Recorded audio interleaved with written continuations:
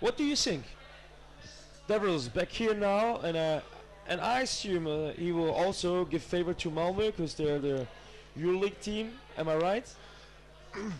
Well, one factor, you don't know how many players would come from Venezuela or Colombia and move to Spain. Yep. And then you could have a much stronger team. You don't know the origin or cause or reason for it, but and you wouldn't know from the names either if you didn't follow their club. So they could if you have 3 or 4 strong players from Colombia, you change the composition of the team a lot. Yeah. But Malmö Triton is big, experienced, and they just played in the EuroLeague recently. Well, they made a good start so far. So Pirañas, they won their start. They had their first good chance, and now even the chance, and they scored! Awesome! Unbelievable. We have not expected that quick goal from the Spanish team. They really made here great effort. Unfortunately, we could not see the number, but it was Pirañas from Spain here getting a 1-0 lead against the Swedish champion. Very, very great. But we didn't say that we knew about Pirañas before this game started. We said we don't know. Yeah. But now, of course, Pirañas, they have a very good situation. They just need to keep this lead or to try to get another score. But as you see here, it's very, very hard. It's very dangerous to play such open against a Scandinavian team. As you see here, they're giving up the ground. The defender is leaving his position very, very early, so the Swedish team can play around here at the ground very easily. I thought there was a score there, but it bounced on the other side of the basket. Fortunately, Pirañas could defend here quite well. So this is very good for Pirañas that they have. We had the Spanish team at the Golden Ball in Germany, the oldest underwater rugby tournament in the world, and they played quite well, but I think they just made it to the he's got a player underneath the basket glass or something like that. So in Mülheim they didn't have a chance to win against any German team, and this is great effort, great attack. This was the Miller, but it was not. This was not his goal. It didn't go. Okay. No. But as you see here now, this is getting stronger and stronger. Wow, number 1 here is now defending from Pirañas. So we had Jörg Vasquez who saved the ball from the ring. Really very awesome. Now we see here Andreas Bergenholz right now attacking, and he making his Merler, and he missed it. Oh, this is exciting. Awesome movements. And you see here that now Malmö is getting very, very, very tough in the match. You know, we had this very good attack from Pirañas at the first couple of seconds, and now since the score, Pirañas was not able. Oh, the defender's not seeing the ball now. This is a very good chance. Did he make it? Oh no. Really great playing by Pirañas, but they're stretched. But they don't make it to leave there, you know, to get out of their own half. So the pressure of Malmö is very, very incredible. What is this going to be, a referee ball or a free throw? But to say here, they made this unexpected quick goal. After that, Malmö is pushing here. They're really, really fighting for the to equalize this match. They're putting a lot of efforts that already in the last 2 minutes, let's say 4 to 5 good opportunities to score. They were lucky not to have surrendered a goal. But this is very, very, very stupid here now to leave this position. And this is Bergenholz doing here the equalizing the game. So this was a mistake. We saw and we had the time penalty. Maybe this was the issue. So with the time penalty by the Spanish team, they played with 1 player last. They got a time penalty, and Andreas Bergenholz from Malmö here equalized to 1-1. It was a quick made free throw, but also there was the defending position was left by Pirañas. They were not really properly defending the goal, so there was a lot of space for Malmö to come here down. Andreas Bergenholz, he could make the Mela. What is a technique where you with the with your chest. How many times did we see that in Oberhausen? The Colombian women loved it. Yeah, we have seen this a lot, even in the EuroLeague and something like that. It's a technique when you leaving too much space at the baskets. What is very, very, very, very dangerous situation. And very fast attack here. Yeah, and they're here now. Oh, the second one. Yeah. Now there's a lead for Malmö. So Malmö here now getting in favor, getting 2-1 in lead after they after they got behind after the first 15 seconds of the match. I'm impressed by Pirañas, but they're depending on luck a little bit. Well, they were They put fortunate. they made a great effort. Great effort. Maybe they trained even the situation to say, okay, we want to win the ball and we wanted to score immediately, because they jumped with 3 players immediately at the Swedish basket. So they made a good start in the match, but of course right now they're playing too much around. What is an issue here right now, because this is very, very hard here now to play against this team from Malmö. They're getting better and better in the game now. That you was see this, they're playing at the ground. They're when the very ball was strong at the ball. When the ball was bouncing on the bottom, the Malmö Triton player was so much taller and longer that he managed to get ahead, even though he had no head start to get to the ball. And you see here the next Mela, because there's no defender here. He can grab the ball, but the ball's already immediately in. They need to call timeout, but there is definitely they need it. They need to calm down a bit, because what they're doing right now, after making a quick goal, they really think it's that easy to score, but it is not. They need to take the time and to wait for the opportunities. They're just running in, losing the ball, and receiving the goal immediately. Torsten, do you think they thought it was easy to score? No, they were happy that they had scored. They had scored, definitely. But as you see, they made it very, very quick, and now they're putting a lot of effort in attacking with, single attacks. Do you think Triton should play with the jerseys? This is a question we have so far. I think for commentator and spectator reasons, it may be a big beneficial for all if people would wear jerseys. To have not a benefit for one team, all people should play with jerseys, of course. But it's a rudimental play, like just playing in swimsuits and speeders. So I think it's a matter of the team at all. If Oda was holding Andreas Begenholz, here's attacking another one, and it was a good attack, but defended by the goalkeeper. Well done. I thought he should have passed it to the other side. Definitely, there was a free player on the open side. But sometimes you need to do it, and sometimes if you make it, you're happy, and if you don't make it, it looks very stupid, of course. Well, but it's a matter of seconds to decide your decision. There was another great one. Microseconds, yeah. You see how Pirañas, they're winning the ball. They're trying to leave their own half.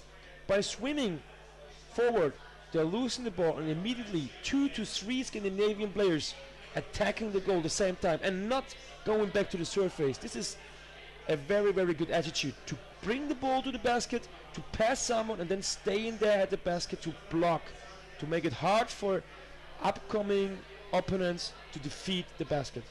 I think Pirañas is playing as well as they can. They're doing a credible job. Do you have any insight about the Swedish league? Why Paulsen did not win this year? Because last year we had Paulsen here from Sweden. Well, it's a rivalry that's gone on for quite some time, and in Sweden there are maybe 4 clubs: E-Surf, Linköping, Polisen, and Malmö Triton. And Triton is they've been steadily the top performer. So there's Polisen is one good chance. Couple times, this is quite always surprising that then out of nothing a team has such great attack on the head here. So it's a free throw. Free throw for the Spanish team in favor of Pirañas. Shown by Birgit. This is Birgit here. We can see here the referee on the left-hand side. Birgit Lutke from Germany. On the other side we see Lars from Denmark. So 2 very well experienced referees. And this free throw got lost. But they got it back. Yeah. But now they're tied Number up. 12 got it back. Here's Daniel Alonso. He saved a very dangerous situation here. We can see here free throw again for the Spanish team. It's still the first half. We have a score from 4 for Malmö and 1 for Pirañas. Pirañas scored very quick in the first half. Almost with the starting signal, they put the ball inside with a lot of effort. Pirañas has 2 women playing on the team. They're smaller, and of course that. The Triton players are big. They have a lot of experience. True. Did you watch the Kreufeld match against Malmö Triton in the EuroLeague? The first round this year or what? Yeah. I remember that I've watched it. It was quite dramatic. What was the result? It was 2-2. Well, in the penalty shootout. The penalty shootout it was. Then this was the game I did not really understand the penalty shooting. no. This is one of my complaints regarding. Oh, we have another score. Another score. This is one of my main complaints in regarding the About video penalty referee. shooting. Yes. Because you know there was a video challenge The called appeal by system. Krefeld, Yeah. and the referee watched the video, but he didn't watch the entire penalty. He just watched the second scene. But the foul which was complained happened in the first half of the attack. So in these terms, the video challenge is useless if you don't take the right position. And they explained me that it's not allowed for the players to come to the video challenge and to explain the referee what exactly you mean. He just has the chance to show, and the regie, they give you the specific scene.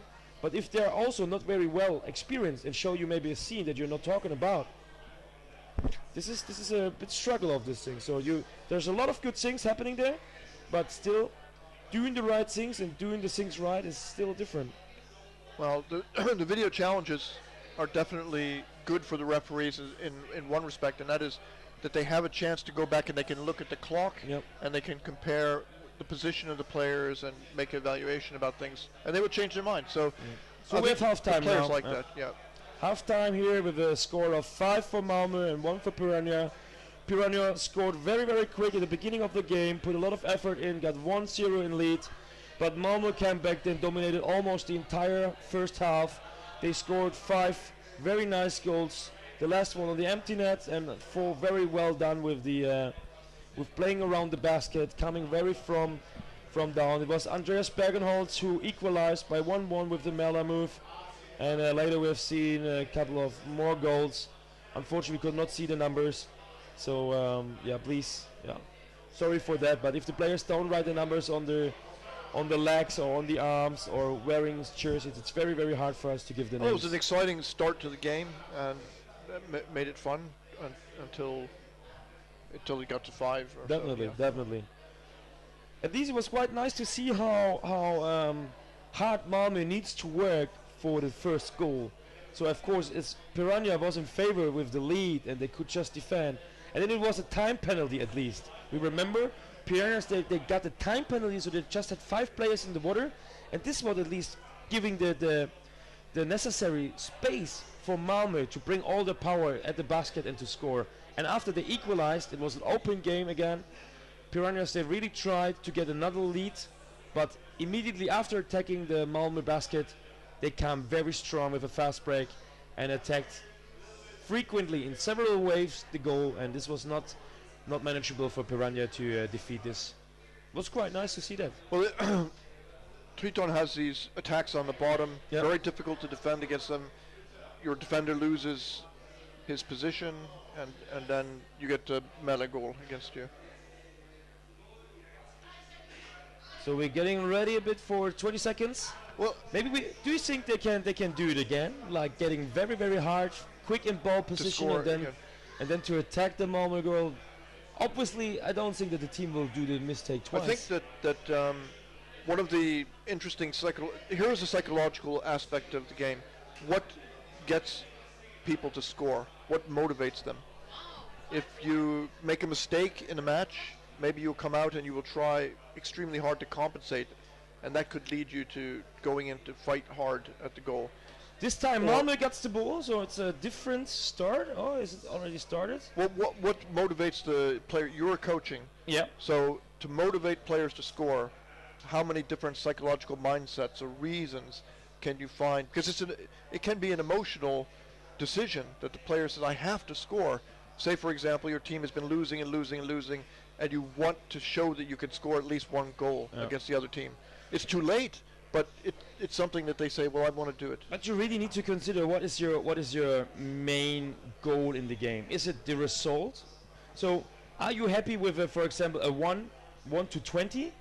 Or are you more happy with a 1 to 5? For example, do you know what I mean? So losing is losing. So what is the price for scoring? Because usually if you put a lot of effort in front, again a strong team, it always occurs a lot of other goals. So we see here, for example, Pirañas. They're right now coming at the beginning very, very hard. They're trying really to score, to really to show the world that they can score against even one of the best teams in the world, and even one of the best teams in history, as we know so far. So they're right now. They want to show that this one goal, this was not an accident. This has not happened accidentally. It was just really clear and planned. And what we have right now, maybe there's a referee ball. Is it? Well, what difference does it make for a team if a player that doesn't usually score scores? Can that inspire other people on their team to step it up? I don't think it's not only the score, at least. Sometimes it's just the chance that we had, the chance to score, what is a big push within a team, you know. I'm not saying it's not teamwork, but what I mean to say is that if you're not scoring, and then everybody says, well, if someone's going to score, it's going to be this player who usually scores for us. So if you have a different player score. Well done by Sweden. Is it in or not? No. Now it will go. They missed it. No. It was almost in, but just half. So Spanish team could manage to pick it up, pick it out of the basket. It was, the ball needs to be with full volume under the ring, and it was just half of it. So this was very, very nice. That was good. I mean, they cleared cleared the halfway, and it was a female player, smaller. She managed to get the pass off. Lost awareness there, ball punched away. But this is too easy, loses off the ball, and then it's always dangerous because you see here number 3 from Malmö, who is Matthias Levenpersen, who tries to get here free and jumps through Andreas Bergenholz here, the captain, who was already ready to receive the ball and to attack, but now there's a free throw against Pirañas. So it was in favor. It's in favor for. No, it's a favor for Pirañas. So there was a. Oh, this was this was not very smart. So we lost, and here's Andreas Bergenholz now with a good chance. He's attacking the goalkeeper. Yeah, breaking up, making the next pass. This is a good one. Oh, they don't see it. They don't see it. There's a ball now, and in the empty net. Oh. Andreas Bergenholz here picked up the ball, lying next to the basket. No one has seen that. The goalkeeper was going back to the surface. It just put a ball, picked up the ball, and just placed it in the empty net without any more effort. Well, here you have to say something is wrong. That neither the back nor goalie was watching to see the ball, so they were they're tired. The goalkeeper and not even the defender or any attacker. The attacker is this guy with the most visibility because he's usually coming from the surface. He should have been down to pick that ball up. He needs to have the ball. It needs to focus the ball all the time, while the goalkeeper needs to focus his position and his change. And the defender, of course, needs to know as well where the ball is to take his position. But in this situation, all the Spanish players in the world didn't see where the ball is. So there was enough space and time for Andreas Bergenholz here, just picking up the ball and putting it in the empty net without touching any other players. Well, one of the reasons that the forwards might not have been in position is they're sharing the water with people who are larger than them and taking up their space. So they may not see the ball or have control of their own position on the surface, so that they're not able to dive. They may see the ball, still be unable to dive because there's somebody lying there. But it's also a matter of giving up, maybe sometimes. Yeah, you see the ball, and you see someone is going down, you see you can never make it, and then often you have the situation that the attacker, for example, just putting it or losing it at the ring, or not making it all the way down, and it's another one. Great. They brought the ball in, brought it from the open side, changed immediately the side at the basket, brought it under the defender's back on the closed side. It was a very, very well done pass playing, and then immediately scored it. Good technique, good strategy, but of course it is also Pirañas here giving a lot of space for Malmö.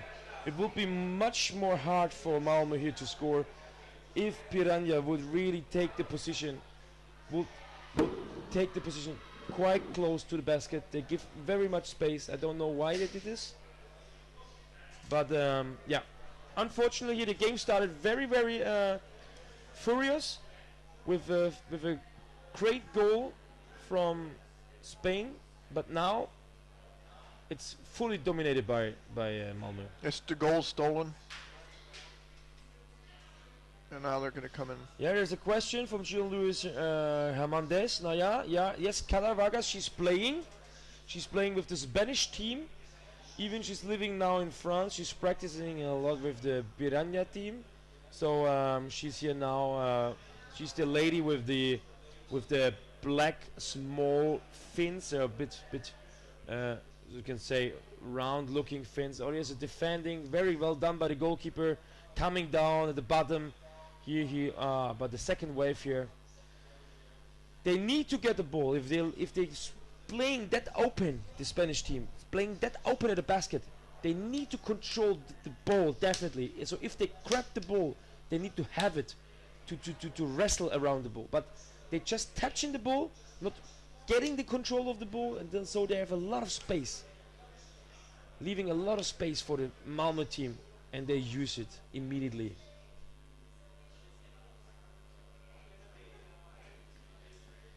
In my opinion, it didn't turn out that high result. That high result is a bit surprising me, because they started very well, but so 9-1 is, yeah, it's maybe a bit too high for Pirañas. They could have done better. Well, this is of course one of the criticisms of the Champions Cup, that there are too many games, uneven games like this.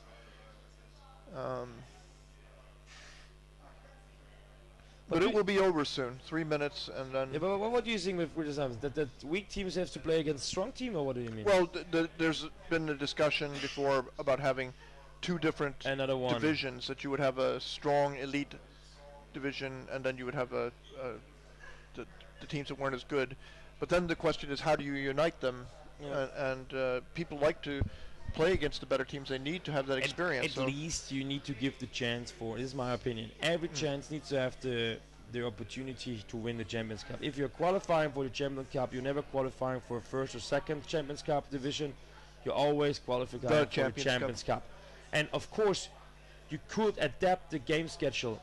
Did you earlier diversing good and strong teams? For example, you can say every strong team has to play against one weak team, and the winner of this game is coming in the first division, the losers are in the second division. So maybe you could do this, but at least you need to give the chance of every newcomer, of every team here to participate. Because this is my opinion. Think about, remember for example the Turkish team. We had the Turkish national team, 2016, there's the first time they participated, you know?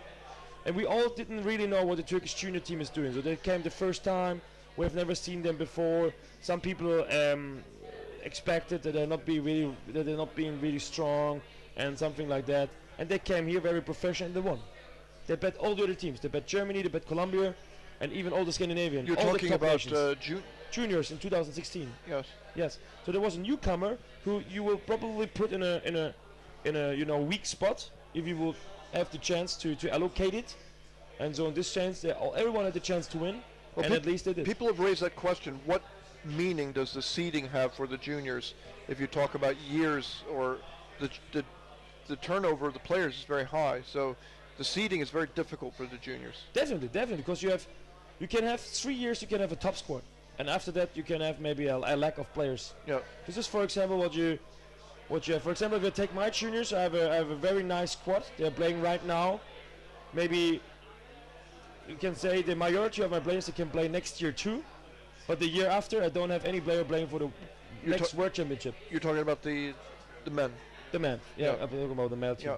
But if you say so the team played now the World Championship will be definitely not the same team playing the next World Championship in 2 years. No. So how do you want to rank me then?